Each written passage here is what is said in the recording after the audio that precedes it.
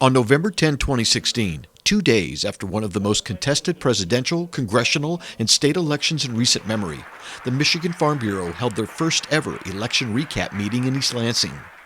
It began bright and early at 6 a.m. with a live statewide broadcast of the Michael Patrick Shields program, as the radio host took the opportunity to interview the event's guest speakers and Michigan Farm Bureau President Carl Bednarski. On hand to give their perspectives on how and why the election played out as it did were 9 of the state's leading political experts and consultants. One who participated in a political pundits panel discussion was Stu Sandler, co-founder and partner at Grand River Strategies. Streamed live on Michigan Farm Bureau's Facebook page with excerpts available for viewing, Sandler made it clear to those in attendance that when 81 of 84 candidates endorsed by AgriPAC get elected, its members are doing their homework. Farm Bureau had an extraordinary political cycle. The Farm PAC was very active. If you looked at it, they took some real chances on some races and turned in primaries in the general, and they won across the board. You look at the 64th District, Jackson, you had Julie Alexander, who was really panned by most Lansing organizations. Farm Bureau went in heavy, and they won there. You look at Northern Michigan in 106 with Sue Aller, 101 with Kurt Vanderwall, 2 areas where the Farm Bureau went in very good and put a lot of mail, put a lot of resources, radio into these candidates, and they won.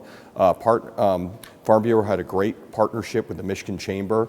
About a dozen candidates they went in for, and all of them won across the board. I mean, Farm Bureau had a very good night. Professor Dave Schweikart from Michigan State University was also on hand.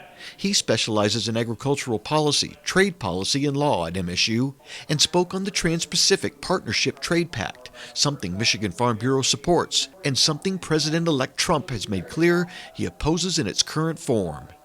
I do not think that it's going to be passed during this lame duck session.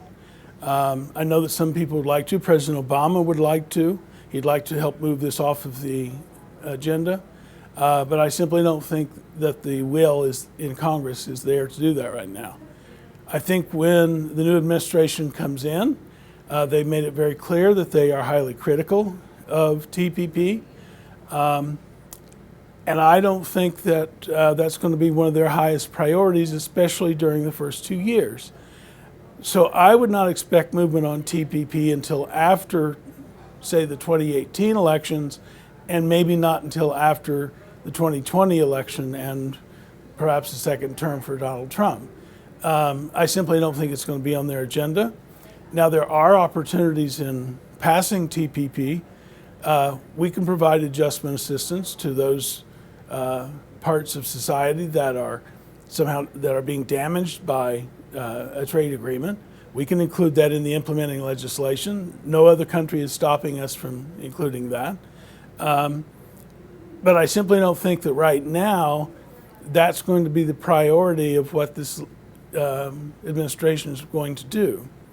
With the dust not yet settled on the 2016 election, all the speakers agreed that in very short order, attention will turn quickly to the next one in 2018.